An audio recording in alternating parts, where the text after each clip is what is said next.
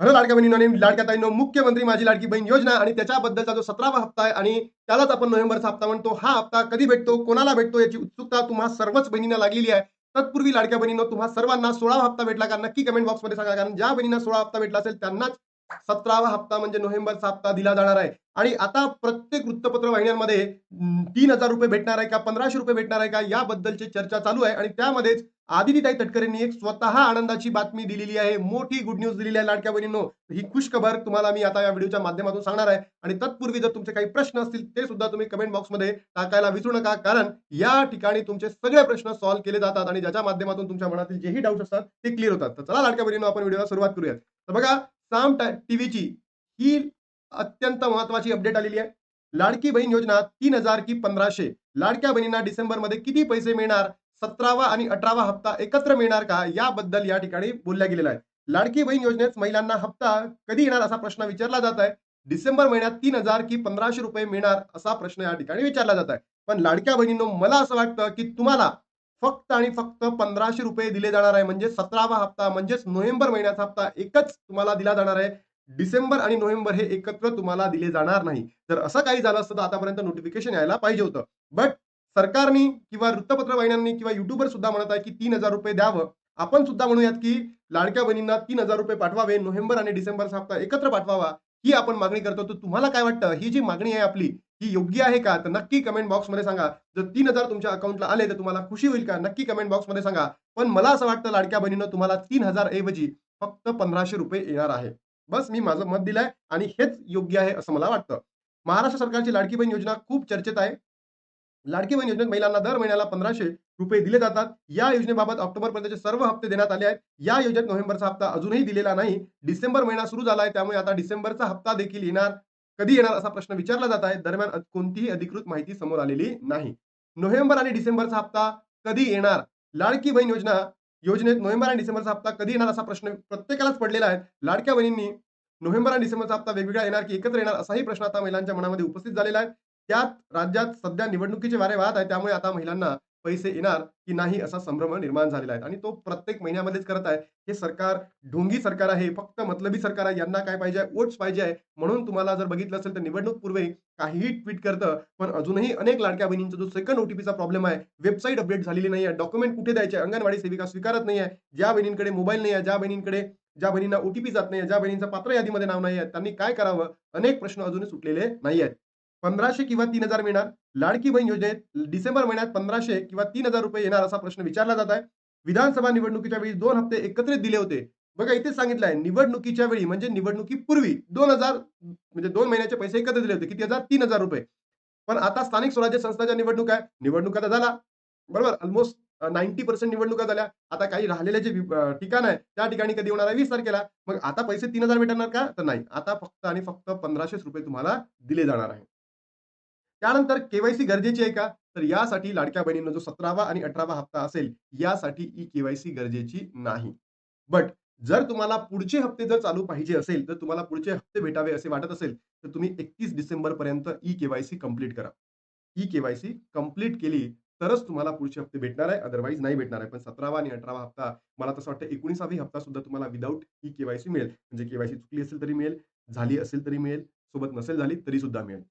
क्या खाते में ट्रांसफर होगा ₹3000 बघा एका हिंदीची न्यूज़पेपर की बातमी है, ती सुद्धा मी तुम्हाला दाखवतोय. पिछले वर्ष का अनुभव है, विधानसभा चुनाव के ठीक पहले महिलाओं को 2 महीने की किस्त एक साथ दी गई थी।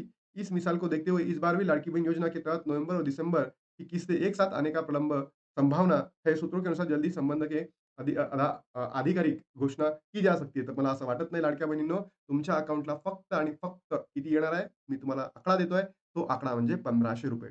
मग कधी येणार आहे? सगळंच मी तुम्हाला सांगणार आहे. आणि हे जे प्रश्न आहे, सगळे प्रश्न मागे आदित्य तटकरेंनी पत्रकार परिषद घेतली होती, बाकायदा आणि त्याच्यामध्ये सांगितले होते, की सगळेच प्रश्न सुटलेले आहेत, पण अजूनही प्रश्न सुटलेले नाहीत. तर या आदितीताई तटकरेंना मी एवढीच मागणी करतो, की जर तुम्ही महिला असून या महिलांचे प्रश्न समजून घेऊ शकत नाहीये, तर आम्ही किंवा महाराष्ट्रातील महिलांनी कुणाकडे बघावं, हीच तुम्ही Facebookच्या माध्यमातून एक ट्वीट करा आणि सांगा आम्हाला, की बाबा या महिलांनी कुणाकडे बघावं. बरोबर? जर एक महिला महिलांचे प्रश्न समजू शकत नाही, तर तुमची प्रतिक्रिया काय लाडक्या बहिणींनो? तुम्हाला काय वाटतं? खरंच आदितीताईंनी तुमच्या समस्या समजून घ्यायला पाहिजे का? आणि हे जे प्रश्न आहे लवकरात लवकर सोडवावे का? काय वाटतं? नक्की कमेंट बॉक्समध्ये सांगा. अंगणवाडी सेविका कागदपत्रे घेत नाही, सर्वांनाच माहीत आहे. काही ठिकाणी सुरू झालाय, पण काही ठिकाणी अजूनही घेत नाही आहे. ज्या बहिणींना पती नाही आहे, वडील नाही आहे, सोबत त्यांच्याकडे डॉक्युमेंट्स नाही आहे. डॉक्युमेंट्स असेल तर अंगणवाडी सेविका आहे किंवा जिल्ह्याच्या ठिकाणी महिला व बाल विकास विभाग आहे. पण ज्यांच्याकडे डॉक्युमेंट्स नाही आहे, ज्यांचे पती त्यांच्यापासून विभक्त राहतात, पण अजून डायव्होर्स झालेला नाही आहे. आईपासून जे वडील आहे, बरोबर? वेगळे राहतात. ज्या बहिणी अविवाहित बहिणी आहेत, त्यांना फॉर्म भरायचा आहे. तर वडील आता ओ देत नाहीत. त्या बहिणींनी काय करावं? सोबत त्यांच्यासाठी सेल्फ डिक्लेरेशनचा काही ऑप्शन आहे का? मी सांगितलं तुम्हाला लाडक्या बहिणींनो, तर सरकारकडनं असं अधिकृत माहिती आली का? नाही आली. पण तुम्ही लवकरात लवकर सेल्फ डिक्लेरेशन करून जमा करायला सुरुवात करा. ज्या बहिणींना ओ येत नाहीये, त्या बहिणींनी काय करा? पहिले तर चेक करा, की तुमचा आधार कार्ड मोबाईल नंबरशी लिंक आहे का? त्याच्यानंतर तुम्ही ओ सेंड करा. जर ओ नाही येत असेल, तर त्याबद्दल सरकारने काहीतरी अपडेट करायला पाहिजे. ज्या बहिणींचं नाव पात्र यादीमध्ये येत नाही, त्यांनी दररोज 20 ते 25 वेळा प्रयत्न करा. स्वतःच मोबाईलवर, कुठेही जाऊ नका. स्वतःच्याच मोबाईलवर 20 ते 25 वेळा प्रयत्न करा. 100% आय होप की तुमचं त्या ठिकाणी होऊन जाईल. पण ज्या बहिणीकडे मोबाईल नाही, मग त्यांनी आता मोबाईल घ्यावा का? सिम कार्ड घ्यावं का? बरोबर? तर मोबाईल घेण्याऐवजी माझा असा लाडक्या बहिणींना म्हणणं आहे, की तुम्ही सिम घ्या आणि दुसऱ्याच्या मोबाईलमध्ये टाकून किंवा घरचा जो दुसरा मोबाईल आहे त्याच्यामध्ये टाकून तुमचा तो आधार लिंक करा आणि पाठवा. कारण हे सरकार त्यांच्याकडनं काहीही करणार नाही असं आपल्याला वाटतंय. निवडणूक आहे, निवडणुकीमध्ये त्यांना वोट पाहिजे. That's it. अजूनही त्यांना काहीही तुमचं घेणं-देणं नाही. असतं तर आतापर्यंत काय झालं असतं, सगळे ऑनलाईन ऑप्शन ओपन झाले असते, की ऑनलाईनला डॉक्युमेंट्स अपलोड करायचं ऑप्शन ओपन झालं असतं वेब पोर्टलला. अजूनही ते झालं नाहीये. त्याचबरोबर जर तुम्ही बघितलंय अनेक लाडक्या बहिणी अशा आहेत, की त्यांना ई-के-वाय-सी करता येत नाही ऑनलाईन, मोबाईल नाही आहे, सिम नाही आहे. मग अशा बहिणींसाठी ऑफलाईन सुद्धा सुरू करायला पाहिजे होतं, बरोबर? आजची तारीख बघितली आहे 4. तर मला असं वाटतं लाडक्या बहिणींनो, जो अ, या महिन्याचा जी-आर आहे म्हणजे नोव्हेंबर महिन्याचा जो जी-आर आहे, तो आज, उद्या, परवा म्हणजे 4, 5, 6 या तारखांमध्ये यायलाच पाहिजे.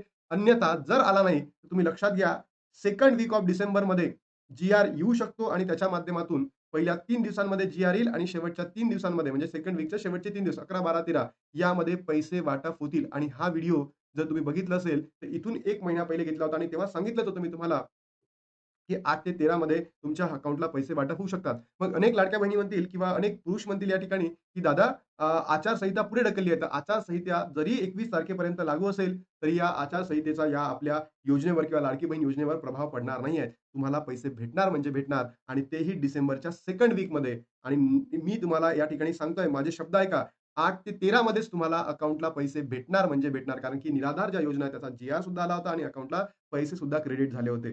त्याच्यानंतर लाडक्या बहिणींनो 3,000 भेटणार की 1,500 भेटणार? तर फक्त आणि फक्त 1,500 भेटणार. ही जी आनंदाची बातमी तुम्हाला कशी वाटली? काय वाटली? नक्की प्रतिक्रिया सांगा. त्याचबरोबर ज्या आदित्यताईंना एवढंच म्हणायचं आहे, की तुम्ही महाराष्ट्रातील ज्या बहिणी आहेत, महिला आहेत, त्यांचे प्रश्न समजून घ्या आणि लवकरात लवकर जी वेबसाईट आहे तिच्यावर ऑनलाईन डॉक्युमेंट्स अपलोड करण्याचं ऑप्शन उपलब्ध करून द्या आणि ज्या बाकीच्या महिला आहेत त्यांचाही प्रश्न सॉल्व्ह करण्याचा प्रयत्न करा. आता इथे थांबतो आणि महाराष्ट्रातील सर्वच बहिणींना एवढी अपेक्षा ठेवतो, की तुम्ही या व्हिडिओला महाराष्ट्रातील सर्व सामान्य जनतेपर्यंत पोहोचवाल आणि त्याच्या माध्यमातून हा व्हिडिओ जेव्हा आदित्यताई बघतील किंवा त्यांच्या सरकारमधील कोणी बघतील, तर तेव्हा आपल्या ज्या गोष्टी आहेत त्या परिपूर्ण करतील. आता थांबतो आणि भेटतो तुम्हाला नवीन व्हिडिओमध्ये. तोपर्यंत जय हिंद, जय महाराष्ट्र, जय श्रीराम.